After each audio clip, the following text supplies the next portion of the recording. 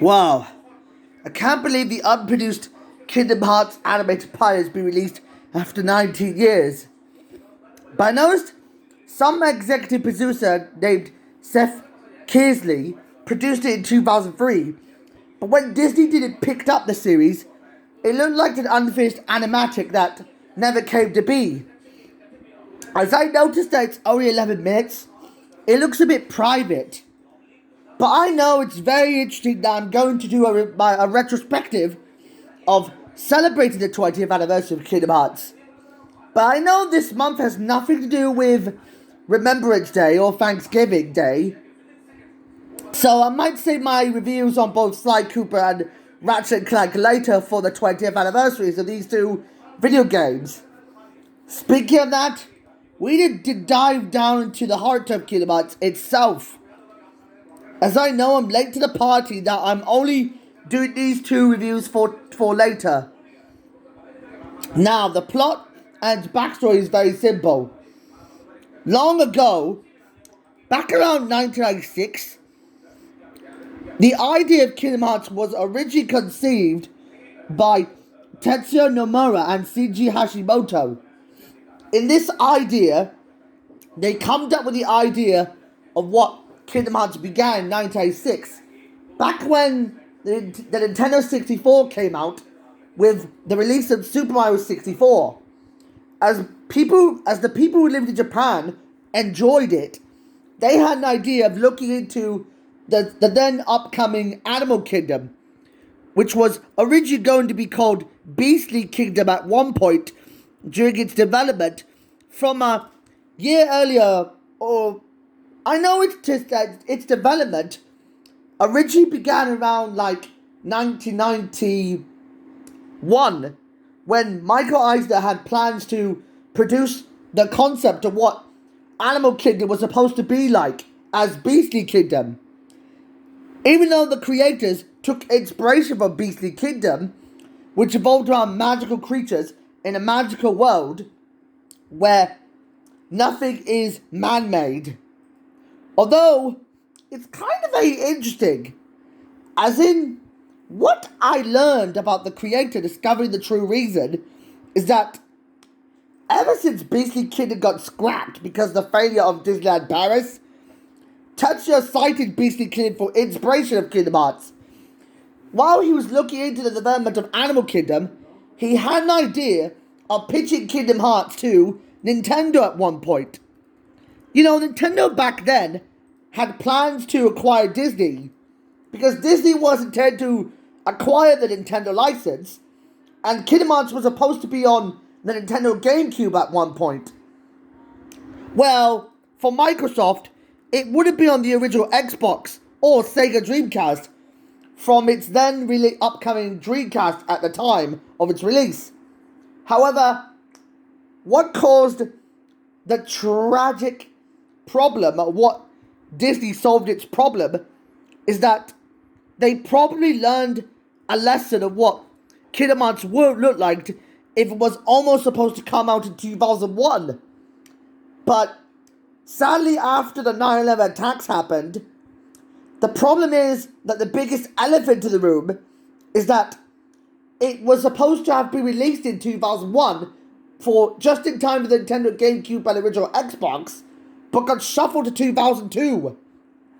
Well, despite the impact of 9/11 on the entertainment industry, they finally got their chance to release Kingdom Hearts from this moment on. From the moment Kingdom Hearts got released on November 15th, 2002, it was an instant success, as the story went on like this. When a cheerful teenager named Sora is forced to fight against the forces of darkness alongside Donald Duck, Goofy, and other Disney characters. Although Sora was originally supposed to be a cat boy, and Donald Duck was meant to be the main character, we would have got Mickey being another main character. Although Sora was created to be the true main character, rather than both Mickey and Donald being the main characters. However, little did he know that Kairi has become the damsel of distress, and Riku has become drunk to the dark side. For some reason, they're trying to steal an idea from Star Wars. Combining substantial action with hack and slash elements is kind of an interesting concept, but its bad qualities is that it dealt with combining product placement with anything related to religion. When it comes to like Sora confronting various Disney IPs, not including the Pixar IPs like Toy Story or the then upcoming Finding Nemo, that's why the first game settled the score of seeing the deal of setting things right, what the lesson can be learned from.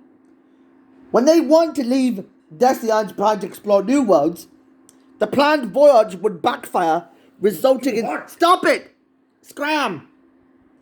As a result of this, thanks to what I've learned from Sakaguchi Hidorobu, he stated that this is what Kingdom Hearts could look like on the GameCube if Mario was supposed to be the main character. But at one point after the Dreamcast got discontinued, along with Nintendo 64, I noticed something felt off. As I learnt from the mechanics of this video game, the mechanics of Kingdom Hearts were by far the most diversely best of the bunch, as you can be able to wield Keyblades that instead of being a typical role-playing game, it'd be more of an action beat-them-up role-playing kind of game. Rather than just being turn-based, it'll be less strategic and more action-packed. And it was considered to be one of my favourite games growing up with. As I enjoyed this type of game, the songs were awesome. I really enjoyed the soundtrack. As I noticed, the music in Kingdom Hearts is by far one of my favourites to the bunch, with Yoko Shimomura's use of Disney-esque music to prove it seals the deal on what most video games could do from the past, maybe from the late 90s to early 2000s. However, as I noticed something felt off, what I could have saw, what I've learned that ever since I was born on November 11, 2001, I probably stumbled upon seeing Hikaru Utada on MTV Unplugged for the first time ever, barely around nighttime after seeing Shrek.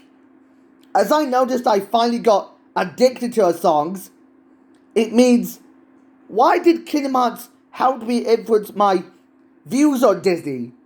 You know the lesson of this video game that I've learned? That despite its sequel hooked ending, it would be solved for the sequel Kingdom Hearts 2. As I noticed it became one of Sony's greatest hits ever made alongside Twisted Metal Black for the PS2, I enjoyed this game. From this moment on, Kingdom Hearts 2 would be a direct sequel to the first one that would come out on September 29th, 2006. It was quite awesome that I do enjoy this video game series since I was a kid. Despite the awesome musics, the iconic creativity of its Keyblade mechanics, and it introduced a whole new load of IPs out there. Like, although they didn't include cars in it, they had to include Mulan, Beauty and the Beast, Steamboat Willie, and the Pirates of the Caribbean film series, Pirates of Beauty, and Tron. As I noticed, it's quite awesome that they added Roxas and Nami as new characters being introduced.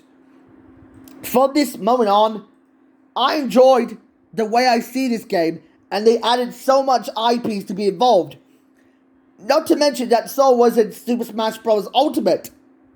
As I probably learned, despite the awesome songs and the awesome creativity of its cutscenes and fanfiction that I've seen throughout the recent days, I'm going to give Kingdom Hearts